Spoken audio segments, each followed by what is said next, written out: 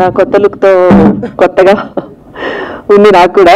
Swapna, first of all నీకు thanks చెప్పాలి. You hosting really very good. And ఈ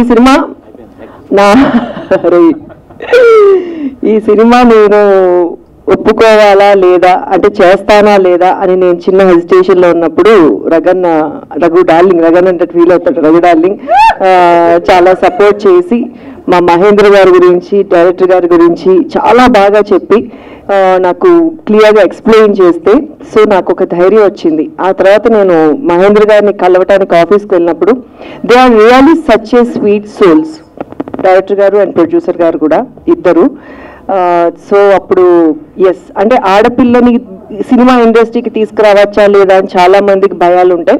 so as a మదర్గా నాకు కూడా కొంచెము వీళ్ళు ఎంతవరకు చేయగలరు అని నాకు చిన్న భయం ఉంది.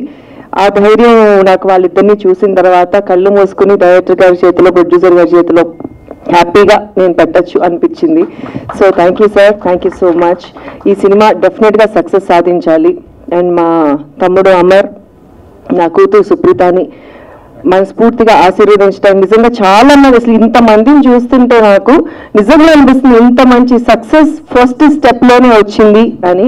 Thank you so much. Media ఎప్పుడు నాకు చాలా సపోర్ట్ చేసింది. మా బిడ్డల్ని కూడా ఆశీర్వదించండి, సపోర్ట్ చేయండి, ఈ సినిమాని సక్సెస్ చేయండి.